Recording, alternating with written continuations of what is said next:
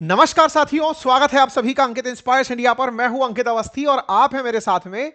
अंतरराष्ट्रीय संबंधों में हाल ही में बांग्लादेश को लेकर के जो तमाम प्रकार की हलचलें चल रही हैं उसमें जुड़े एक नए अध्याय की चर्चा करने के लिए। अध्याय क्या है?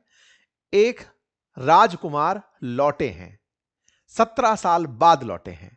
नाम है इनका तारिक रहमान। कहां लौटे हैं? बांग्लादेश लौटे हैं। गए कहां थे? निर्वासित जीवन बिता रहे थे। ये सजा फरारी काट रहे थे। कहां पर? लंदन में। 17 साल बाद लौटे हैं। बांग्लादेश को इनसे बड़ी उम्मीदें हैं कौन आप? आप बांग्लादेश की पूर्व प्रधानमंत्री खालिदा जिया के बेटे हैं। खालिदा जिया कहां हैं? बांग्लादेश में हैं। सुर्खियों में क्यों नहीं है? बीमार हैं। तो ये क्या कर रहे थे? छुप कर बैठे थे लंदन में, परिवार समेत बांग्लादेश से बाहर। तारिक रहमान गए हुए थे, लेकिन जब लौटते हैं तो सड़कों पर हुजूम होता है। बांग्लादेशी आजकल संख्या में बहुत ज्यादा दिखाई पड़ रहे हैं। ऐसे में इन्हें देखने के लिए जहां हुजूम होता है, वहीं इनकी सुरक्षा में हजारों सुरक्षा कर्मी तैनात होते हैं। बस में बड़े ही सुरक्षित अंदाज में इनको बांग्लादेश में झांकी परेड के लिए ले जाया जाता है। इनकी कल झांकी निकलती है, परिवार समेत फोटो आती है। परिवार के सदस्यों को थोड़ा सा पहचान लीजिए। आप हैं खालिदा जिया, आपके पुत्र हैं तारिक रहमान। तारिक रहमान, पत्नी, बच्ची, ये सारी की सारी एक तस्वीर के अंदर समझ सकते हैं। मीडिया लिखती है इन्हें डार्क प्रिंस। डार्क प्रिंस यहां पर राजकुमार तो है, लेकिन रंग से कोई लेना देना नहीं है। प्रिंस ने राजकुमार बनते हुए डार्क प्रिंस का कैसे काम निभाया एक राजनेता के बेटे ने, वो आज के सेशन में समझेंगे।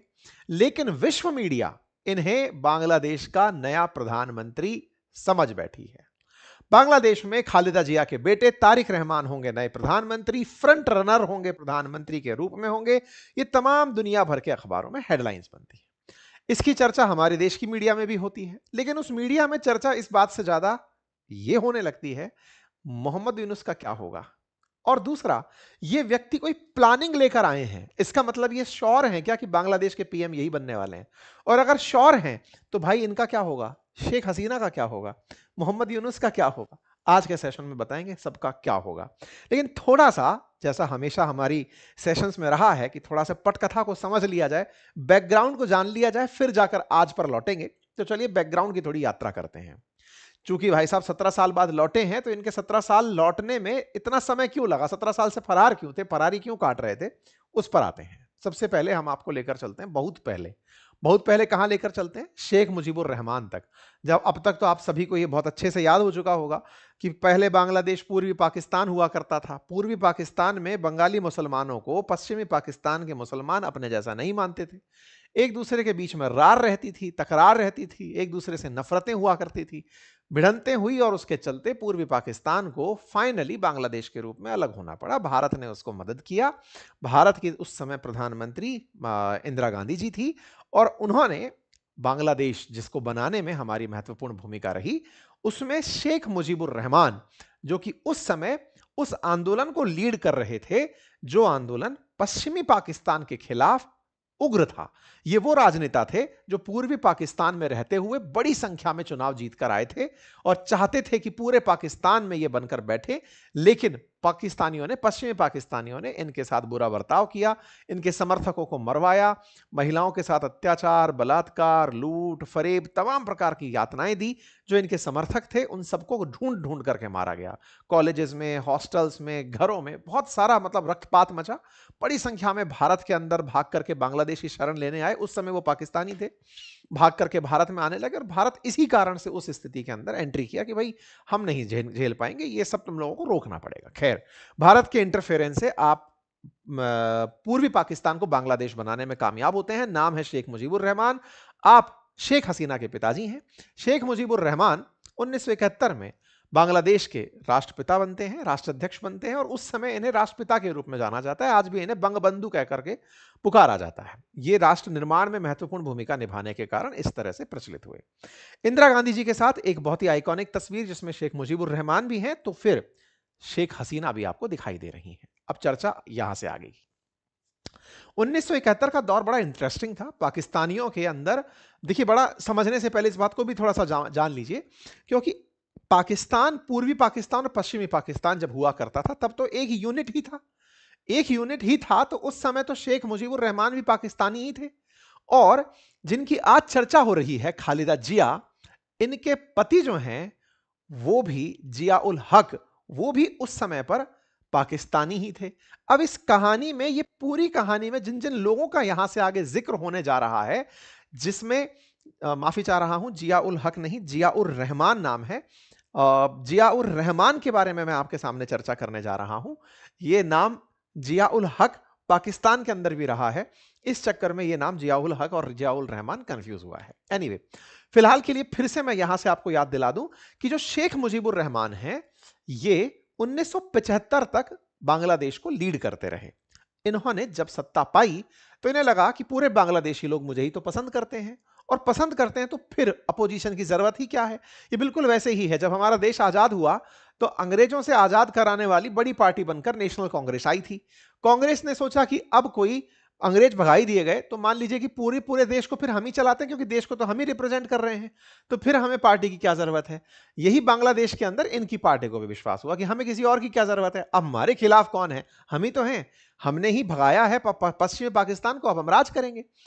इसी तरह से इन्होंने भी ऐसे ही सोचना शुरू किया तो इनके विरोध में लोग खड़े होना शुरू हुए, ये सिंगल पार्टी चलाना शुरू किए, इनके विरोध में लोग खड़े हुए, और एक ऐसी घटना हुई जो कि बांग्लादेश के इतिहास में बहुत बड़ी दर्दनाक घटनाओं में से एक है। क्या? शेख मुजीबुर रहमान को घर में घुस करके गोली मार दी गई, उनके परिवार के जितने भी सदस्य थे सबका असैसिनेशन कर दिया गया। 1975 की बड़ी घटना बनकर आती है। जांच होती है तो पता चलता है कि जियाउर रहमान नाम का एक व्यक्ति इस घटना के पीछे है। जियाउर रहमान कौन है? शेख खालिदा जिया के पति। खालिदा जिया कौन है? जो तारिक रहमान आज आया है उसका बाप, ठीक है ना। तो अब तार को रिलेट करते जाइए। तारिक रहमान जियाउर रहमान का बेटा है। जियाउर रहमान ने शेख मुजीबुर रहमान को गोली मारी थी। शेख मुजीबुर शेख हसीना के पिता। अब रिलेट करते चले जाइएगा। आइए थोड़ा और आगे चलते हैं। गोली में क्यों मरवाई थी, इसके पीछे कॉन्स्पिरेसी है। कुछ लोगों का कहना है ये नहीं थे मरवाने वाले, और कुछ कहते हैं कि मास्टरमाइंड यही थे, इन्होंने ही मरवाई थी। मतलब इस तरह से कहा जाता है कि इन दोनों पार्टियों की राइवलरी यही है कि तुमने हमारे पिता को मरवाया तो तुमने हमारे पिता को मरवाया टाइप से कहानी। खैर आगे आते हैं और बताते हैं। अब जियाउर रहमान के बारे में भी थोड़ा सा जान लीजिए, क्योंकि ये वो मास्टरमाइंड बना जिसने शेख हसीना से पिता का साया छीन लिया, पूरा परिवार छीन लिया, भाई बहन छीन लिए, चाचा चूचा सब मार दिए थे सब। ठीक है साहब। जियाउर रहमान के पीछे की कहानी में पता चलता है कि जियाउर रहमान जब पाकिस्तान एक हुआ करता था तो पाकिस्तानी सेना के अधिकारी थे। पाकिस्तान के अंदर कराची में पैदा हुए थे, पले थे, बड़े थे, प्रॉपर ट्रेनिंग ली थी, पाकिस्तान की आईएसआई में रहे थे। 1965 में जब भारत पाकिस्तान का युद्ध हुआ था तो पाकिस्तान की तरफ से भारत के खिलाफ युद्ध भी लड़े थे। लेकिन पूर्वी पाकिस्तानी होने के नाते इन्हें पश्चिमी पाकिस्तान में वो इज्जत प्राप्त नहीं थी, क्योंकि बंगाली थे, इज्जत प्राप्त नहीं थी। और 1971 में जब पश्चिमी पाकिस्तान की सेना ने पूर्वी पाकिस्तान पर यातनाएं डालना शुरू किया, उस समय ये पश्चिमी पाकिस्तान के खिलाफ जाकर खड़े हो गए, खिलाफ जाकर खड़े हुए और कहा कि मैं बांग्लादेश को या फिर पूर्वी पाकिस्तान को स्वतंत्र देश के रूप में देखना चाहता हूं। यानी कि एक पक्ष जो शेख मुजीबुर रहमान को नायक मानता है, जो यह कहता है कि उनके आंदोलन में जो चुनाव जीतकर पार्टी आई थी वो ही बांग्लादेश बनाई, वहीं दूसरी तरफ जियाउर रहमान के मानने वाले ये वो लोग हैं जो ये कहते हैं कि इन्होंने कहा था कि मैं मेजर जिया बोल रहा हूं, बांग्लादेश मुक्ति सेना का provisional commander in chief, Bangladesh की आजादी की घोषणा करता हूं। जियाउर रहमान ने 26 मार्च 1971 को यह भाषण दिया था। अब आपके दिमाग में एक प्रश्न बनेगा, शेख मुजीबुर रहमान भी तो थे उस समय पर। बिल्कुल थे। शेख मुजीबुर रहमान राजनेता थे और ये सेना के अधिकारी थे। सेना के अधिकारी जो बांग्लादेश के अंदर बांग्लादेश की मुक्ति सेना के खुद को कमांडर इन चीफ के तरीके से प्रेजेंट किए थे, क्योंकि इन्होंने पाकिस्तान को भगाने का काम किया था पूर्वी पाकिस्तान से। बोले तुम लोग बाहर निकलो, तुमको हम बांग्लादेश में घुसने नहीं देंगे। यानी कि ये वो व्यक्ति थे जिन्हें सेना का चेहरा मान सकते हैं और मुजीबुर रहमान को राजनीति का चेहरा मान सकते हैं। ठीक है। मुजीबुर रहमान का भारत से काफी ज्यादा कनेक्ट था, चूंकि इन्हें मुजीबुर रहमान से दिक्कत थी कि बेटा युद्ध हम लड़े और तुम राजनीति चमका गए, तो इस राइवलरी में इन्होंने उन्हें मरवा दिया, ऐसा आरोप इन पर लगता है। अच्छा साहब, जियाउर रहमान 1975 के अंदर जब 1971 में ये मेजर थे और कमांडर इन चीफ मुक्ति वाहिनी सेना का बता चुके थे, तो लोगों में काफी लोकप्रिय थे। इन्होंने 1978 में अपनी बांग्लादेश नेशनलिस्ट पार्टी की स्थापना करी और चुनाव लड़ा। 300 सीटों में से 207 सीटें इनकी सीटें जीत करके ये लोग आए। देश के पहले जिया बांग्लादेश के पहले निर्वाचित राष्ट्रपति बनकर आए। 71 में देश बना है। राष्ट्रपति चुनाव होते हैं क्योंकि मुजीबुर रहमान मर चुके हैं। इनके प्रति भी लोकप्रियता काफी है और ये राष्ट्रपति बनकर आते हैं। इस बीच में इनकी शादी होली थी खालिदा जिया के साथ में। 1960 के अंदर इनकी शादी हो चुकी थी। ठीक है साहब। अब इस बीच में एक और कहानी घटित होती है और वो ये कि 1978 में आप चुनाव जीत करके राष्ट्रपति बनते हैं और आप अपने काम में अपनी सेना के अधिकारियों के साथ में मिलना जुलना शुरू करते हैं।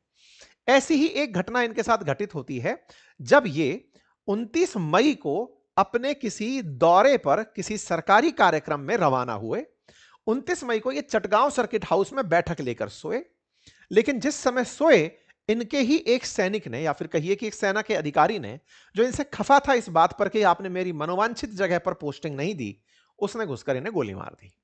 कुल मिलाकर के खालिदा जिया के पति जिया उर रहमान, जो कि देश के राष्ट्रपति थे, उन्हें उन्हीं उसी अंदाज में जिस अंदाज में मुजीबुर रहमान मारे गए थे, उसी अंदाज में इन्हें भी मार दिया गया। कहते हैं कि मुजीबुर रहमान और ये दोनों जिया उर रहमान दोनों एक दूसरे से मतभेद रखते थे इस बात को लेकर के कि भारत का पक्ष ज्यादा कौन लेगा। जिया उर रहमान उस समय भारत के समर्थन में नहीं थे। शेख मुजीबुर रहमान थे, तो शेख मुजीबुर रहमान को भारत से बड़ा सपोर्ट भी मिलता था। अब आपको पूरी तरह से दोनों की राइवलरी समझ में आ गई। आजादी को लेकर के बांग्लादेश में दोनों के चाहने वाले हैं। मुजीबुर रहमान के चाहने वाले कहते हैं कि उन्होंने राजनेता के रूप में जिताया था। जिया उर रहमान को चाहने वाले कहते हैं कि साहब ये सेना के अधिकारी थे जिन्होंने राष्ट्रपति बने थे और ये वो लोग थे जिन्होंने युद्ध के अंदर मुक्ति वाहिनी का नेतृत्व किया था। दोनों राष्ट्रभक्त और दोनों ही बांग्लादेश को चाहने वाले लोग। ये वो तस्वीर है जिसमें आप खालिदा जिया को साथ में देख सकते हैं। ये भी निकल लिए साहब। इसके बाद जो इनकी बनी हुई पार्टी थी बीएनपी यानी बांग्लादेश नेशनलिस्ट पार्टी, उसके अंदर 1984 में खालिदा जिया बनकर आती हैं, प्रेसिडेंट बनकर आती है, पार्टी की प्रेसिडेंट बनकर आती हैं और मूवमेंट शुरू करती है डेमोक्रेसी का। अब ये मूवमेंट डेमोक्रेसी की क्या कहानी है? देखो, उधर की तरफ 1975 के अंदर शेख हसीना अपने पिताजी को खो चुकी हैं। आप पूछेंगे शेख हसीना बच कैसे गई थी? वो अपनी बहन के साथ जर्मनी में पढ़ाई कर रही थी और कहते हैं कि इंदिरा गांधी जी ने उन्हें डिपोर्ट करवाया था, वहां भिजवाया था बचा करके। इसलिए भारत के प्रति वो काफी ज्यादा कृतज्ञ रही हैं। इंदिरा गांधी जी का बड़ा रोल था शेख हसीना को बचाने में। अच्छा साहब, अब क्या होता है? इधर की तरफ जब जिया उर रहमान मर चुके हैं, यहां पर शेख हसीना की पार्टी फिर से सत्ता में आने के प्रयास में है। शेख हसीना लौट आती हैं। धीरे धीरे चुनाव के अंदर कंपटीशन बढ़ने लगता है। बांग्लादेश में अस्थिरता का दौर रहता है। जिया उर रहमान की पत्नी यानी कि खालिदा जिया यानी कि तारिक रहमान की मां जो है, वो 1991 के अंदर पहली बांग्लादेश की महिला प्रधानमंत्री बनकर आती हैं। इस बीच में बड़ा ही पॉलिटिकल टर्मोइल रहता है। 1991 के बाद में बांग्लादेश के अंदर वॉर ऑफ बेगम्स देखने को मिला है। या तो शेख हसीना या खालिदा जिया, यही लोग प्रधानमंत्री रहे हैं। 1991 में बांग्लादेश के अंदर खालिदा जिया प्रधानमंत्री बनती हैं। खालिदा जिया का प्रधानमंत्री बनना आप यहां पर टाइम फ्रेम में देख सकते हैं। अब एक बड़ा ही रोचक चीज यहां पर देखेंगे जिससे आप आज के कंटेक्स्ट को समझ पाएंगे, और वो ये है, अगर आप खालिदा जिया को देख रहे हैं तो इसके बाद में आपको मोहम्मद हबीबुर रहमान दिखाई देते हैं 96 से लेके 96 के बीच में। फिर आप देखें तो यहां पर 96 से 2001 के बीच में शेख हसीना को देखते हैं। फिर कोई एक व्यक्ति आ जाता है लतीफुर रहमान, जिसको आप 2001 से 2001 के बीच में देखते हैं। ये क्या है साथियों? बांग्लादेश ने चुनाव की एक व्यवस्था अपनाई थी और वो व्यवस्था ये थी कि एक पार्टी चुनाव से जब हटेगी या फिर चुनाव में दोबारा उतरेगी तो पहले वो अपने सभी पदों से इस्तीफा दे देगी और उस देश में एक अंतरिम सरकार काम करेगी। अंतरिम सरकार का मतलब क्या है?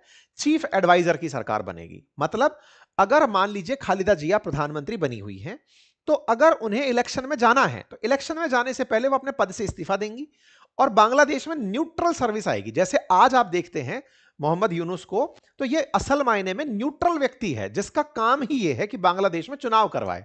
खालिदा जिया को चुनाव में लड़वाए, जिस भी पार्टी को चुनाव लड़ना है उसको लड़वाए, और यूनुस जो केयर टेकर आदमी है उसका काम है जल्दी से जल्दी चुनाव आयोजित करवाए। जैसे मार्च से लेकर जून के बीच में 3 महीने में चुनाव करवा लिए, यहां पर जुलाई से अक्टूबर के बीच में फिर वही 2-3 महीने के अंदर चुनाव करवा लिए। लेकिन ये तो 1.5 साल से सीट पे बैठा हुआ है। इंतजार इससे यही किया जा रहा था कि चुनाव जल्दी करवाएगा। यानी कि बांग्लादेश के अंदर ये चीफ एडवाइजर पुरानी परिपाटी है। लेकिन यहां पर ध्यान देने की बात क्या है?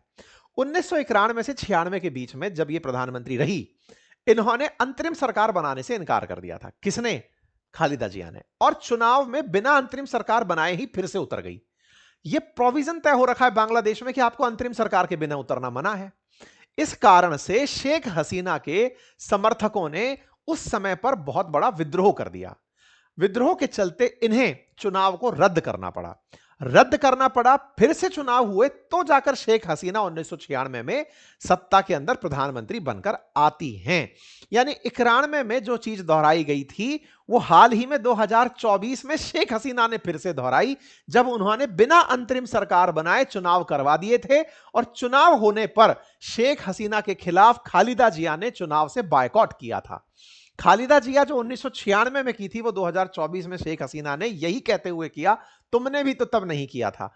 ध्यान रखने की बात यह है कि उस समय पर शेख हसीना की पार्टी ने चुनाव बायकॉट किए थे और इस बार खालिदा जिया की पार्टी जो बीएनपी है इसने चुनाव बायकॉट किए थे।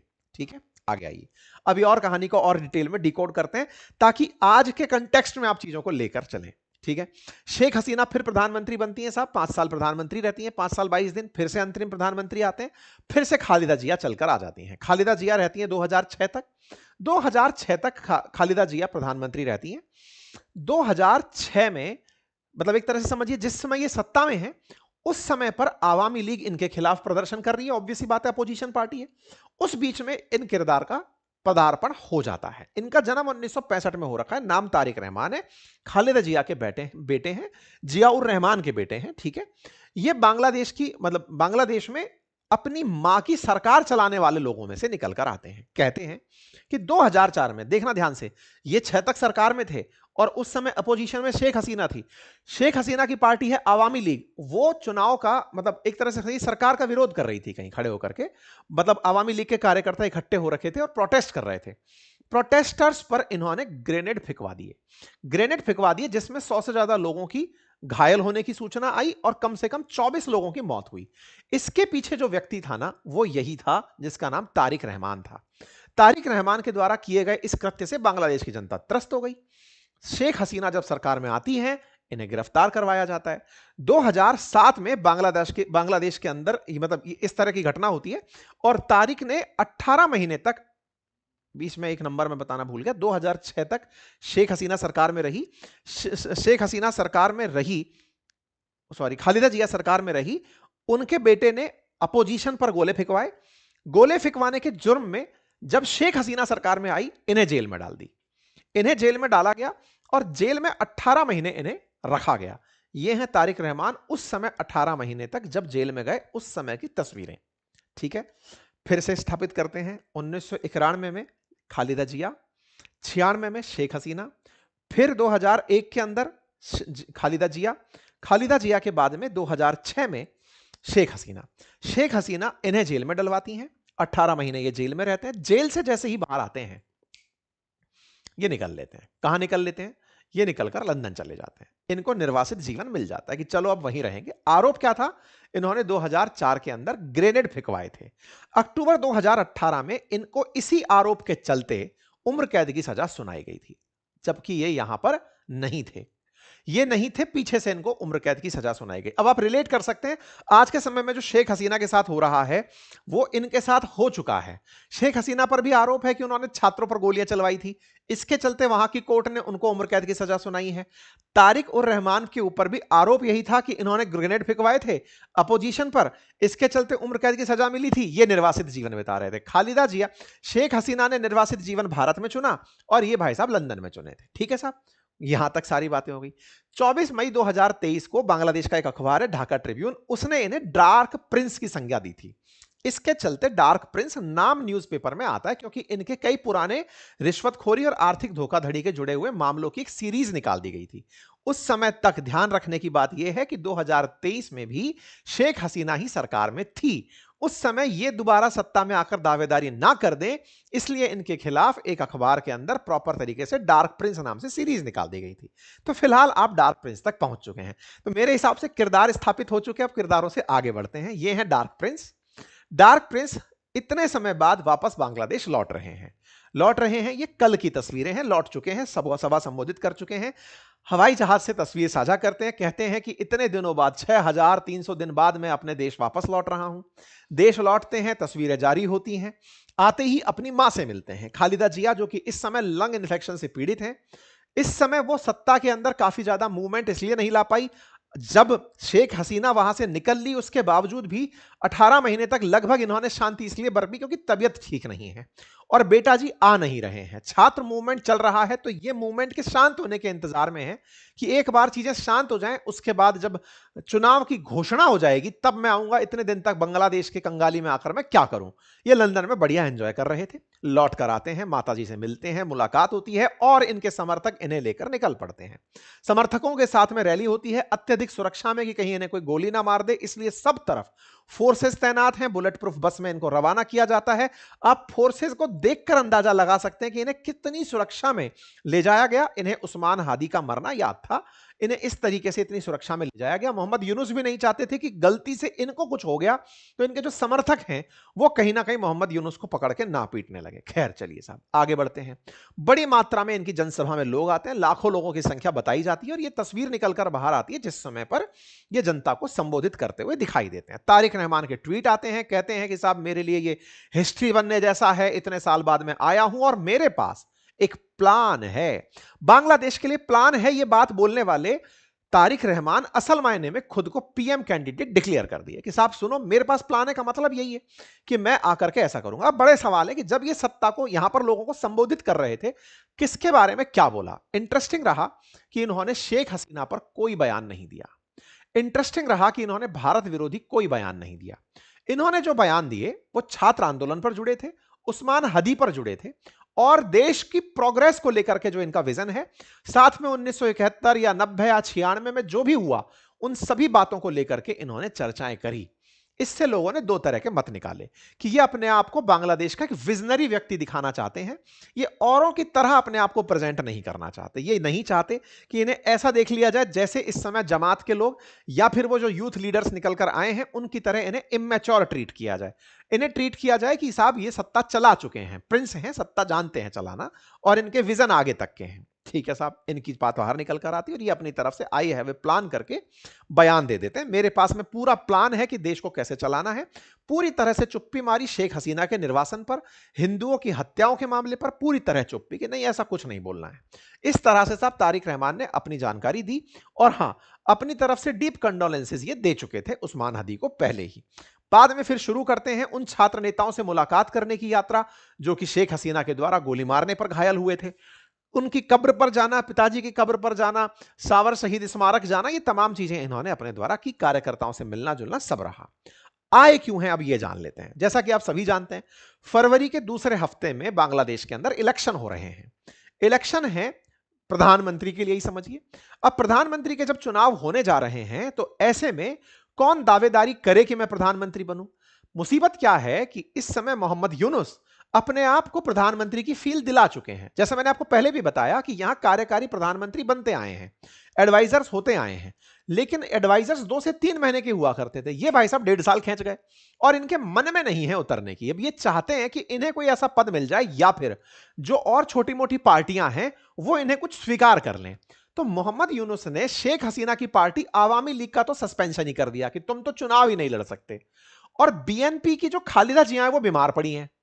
तारिक रहमान अब जाकर के दिसंबर खत्म हो रहा है, 1 महीने का समय है, फरवरी के अंदर इलेक्शन है, 1 महीने पहले लैंड होते हैं। 1 महीने पहले लैंड होते हैं तो मोहम्मद यूनुस ने ऐसी स्थिति बनाकर रखी। उस्मान हदी की मौत पर भी उसके परिवारजन एक ही आरोप लगा रहे हैं कि यह मोहम्मद यूनुस ने मरवाया है, क्योंकि वो चाहता ही नहीं है कि इलेक्शन हो, क्योंकि उसकी तो बढ़िया चल रही है। इलेक्शन हो गई तो सब कुछ उसके हाथ से छिन जाएगा। बस यहीं पर ही सारी समीकरणें बनी पड़ी हैं। खैर, खालिदा जिया की तबीयत काफी नासाज है। खालिदा जिया जनता को संबोधित कर नहीं पा रही थी। तारिक रहमान से इंतजार काफी हो रहा था। तबीयत क्रिटिकल थी। एक बार इनकी जानकारी बाहर निकल कर आई तो हमारे प्रधानमंत्री ने भी आज से महीने भर पहले इनकी तबीयत की ठीक होने के लिए शुभकामनाएं दी थी कि भाई सही हो जाओ जल्दी से, गेट वेल सून टाइप से। तो इनकी पार्टी ने उसे रिकमेंड भी वो भी किया था, एक्नॉलेज भी किया था कि थैंक यू सर, बढ़िया हो गया हमारा। आइए, तो बीएनपी जो है वो अब यहां पर चुनाव में आ रही है। अब मुसीबत क्या है? मुसीबत ये है, अब यहां पर पार्टी समझिएगा। देखिए ये जो आपका मोहम्मद यूनुस है ना, इसके द्वारा पाले गए 2 चुनावी दल, एक का नाम है जमात और एक का नाम है नेशनलिस्ट पार्टी, जो बनी है अभी इन नए नौजवान लोगों के द्वारा जो बनाई गई है। Youth party. ये दोनों पार्टियां मोहम्मद यूनुस अपने संरक्षण में लेकर बड़े हो रहे हैं, उसमें बच्चे बच्चे से लोग हैं, उनको लेकर आगे चल रहे हैं। बीएनपी पुरानी पार्टी और उसे सारे तिगड़म पता है चुनाव के, मतलब कैसे चुनाव होता है, कहां पर कार्यकर्ता होता है, कैसे पोल मैनेजमेंट होता है, सारी प्रक्रियाएं उन्हें अच्छे से अवगत हैं। ऐसे में बीएनपी जितनी ज्यादा बड़ी दावेदारी करेगी, मोहम्मद यूनुस की दावेदारी उतनी कमजोर हो जाएगी। और बीएनपी के सबसे बड़े चांसेस हारने के किस बात पर बने हुए हैं कि साहब इतने दिनों बाद आए हो, शेख हसीना से पीड़ित तो हम ही लोग होते थे, आप तो 17 साल से आनंद ले रहे थे। तो इस चक्कर में थोड़ा इनके खिलाफ अपोजिशन भी है। लेकिन साहब ये आते हैं, बड़ी भीड़ को संबोधित करते हैं और अपनी तरफ से अपोजिशन के ना होने का लाभ लेते हैं, क्योंकि शेख हसीना की पार्टी अवामी लीग चुनाव में है ही नहीं। अच्छा साहब, तो यहां पर आप देख सकते हैं ये तमाम तस्वीरें जो मैंने आपको बताई, जो बोलकर मैं निकल गया, वो सारी बातें यहां पर मैंने आपको रेफरेंस के अंदर दी हैं। 2024 के अंदर ये सब बातें हुई जो मैंने आपको बताया। आपको मैं फिर से एक बार ध्यान दिला दूं, ये तस्वीरें और ये सारी बातें 1996 में जो हुआ था कि खालिदा जिया ने शेख हसीना को चुनाव के अंदर अंतरिम सरकार बनाकर नहीं दी थी, ऐसे ही 2024 में शेख हसीना ने खालिदा जिया के लिए अंतरिम सरकार नहीं बनाई थी, जिसके चलते बीएनपी ने पार्टिसिपेट ही चुनाव में नहीं किया था और शेख हसीना की पार्टी एक छत्र चुनाव जीत गई थी। भारत का सपोर्ट लगा बताया, ऐसा दुनिया ने कहा। ऐसे चलते ही जनता उनके विरोध में उतर कर आई और शेख हसीना को सत्ता सरकार से उतरना पड़ा। शेख हसीना सरकार से उतरी, अब बीएनपी वापस आ रही है। तो ऐसे में शेख हसीना का प्रधानमंत्री बनने के बाद भारत आने के बीच में अगर किसी के लिए सबसे सही हुआ है तो वो बीएनपी के लिए हुआ है। खालिदा जिया भले ही सत्ता में ना हो, लेकिन तारिक उर रहमान जो आ रहे हैं, इनके लिए अब ग्राउंड पूरी तरह तैयार है। अब कितनी पार्टियां चुनाव में हैं? 3 पार्टी फिलहाल के लिए। जमात ए इस्लामी, जो कि शेख हसीना ने बैन कर रखी थी, कट्टरवादी पार्टी, यही वो एंटी हिंदू सारे काम करती है, एंटी इंडिया कैंपेन यही चलाती है, पाकिस्तान प्रेमी पार्टी है ये। इसके ऊपर से मोहम्मद यूनुस ने बैन हटा दिया। तो एक तो ये पार्टी। दूसरा, ये जो नेशनल सिटीजन पार्टी है, जो ये यूथ लीडर्स ने बनाई है, जो छात्र आंदोलन के लीडर्स थे, यूनिवर्सिटी के छात्र, उनकी पार्टी। और तीसरी पार्टी है बीएनपी। तो 3 पार्टी मेजर है। इनमें से 2 पार्टियों में से ये जो जमात है ना, ये जब शेख हसीना सत्ता में नहीं होती या खालिदा जिया जब सत्ता में होती है तो उनके ऊपर से बैन हटा देती हैं और ये बीएनपी के साथ चले जाया करते थे। लेकिन चूंकि बीएनपी का ग्राउंड थोड़ा कमजोर हुआ है, तो ये नेशनल सिटीजन्स पार्टी के साथ में चुनाव लड़ रहे हैं, यानी कि ये दोनों लोग मिलकर के बड़ी दावेदारी पेश कर रहे हैं। तो तारिक उर रहमान के आने वाले समय में इनको कंपटीशन दे पाएंगे किनको? जो चुनाव की तैयारी में पहले आगे निकल चुके हैं। ये एनसीपी के नेता हैं, ये सारे के सारे सड़कों पर दिखाई दे रहे हैं, बढ़िया नामांकन कर रहे हैं, जनता को मोटिवेट कर रहे हैं चुनाव के लिए। ये सारे के सारे यूथ लीडर्स निकले हुए हैं।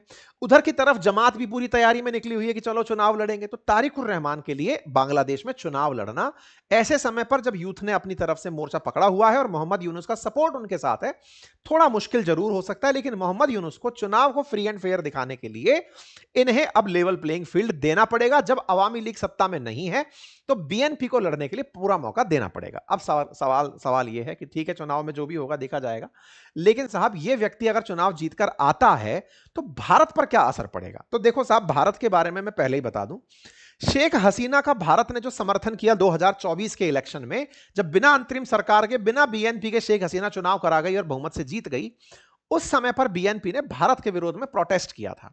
इतना प्रोटेस्ट कि भारत की साड़ियां जलाओ, बायकॉट करो इंडियन प्रोडक्ट्स को।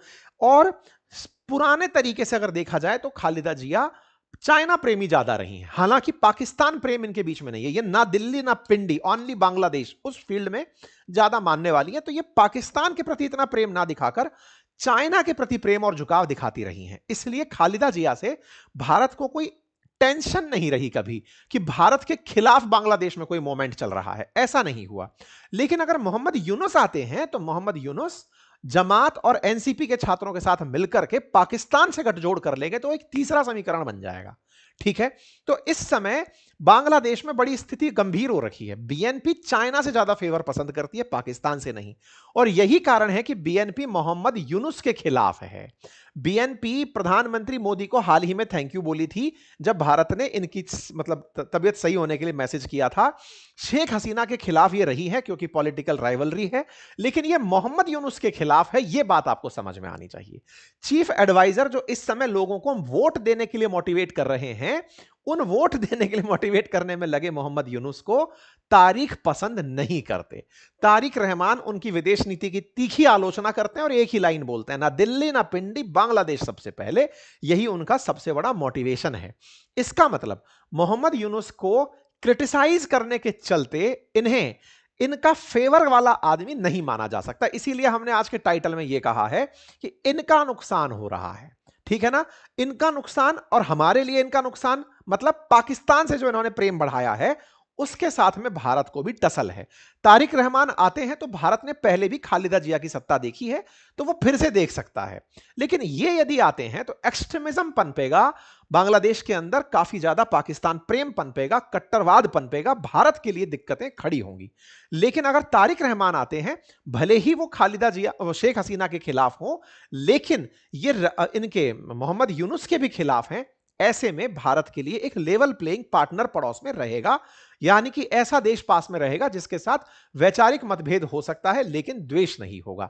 इस बात के चलते फिलहाल के लिए इनका यहां पर जीतना और इनका यहां सरवाइव करना महत्वपूर्ण हो रहा है। ठीक है साहब, उम्मीद है कि मैंने थोड़े से सेशन में बहुत सारी बातें एक साथ समेटने का जो प्रयास किया वो आप तक पहुंच गया हो। जानकारी पसंद आई हो तो आप इसे अवश्य साझा करें। देखिए, इतनी मेहनत करके जो आप तक कहानियां लेकर आते हैं ना, आपसे एक छोटी सी चीज चाहते हैं और वो है कि आप जाते जाते वीडियो को सब्सक्राइब कर जाएं, चैनल को सब्सक्राइब कर जाएं।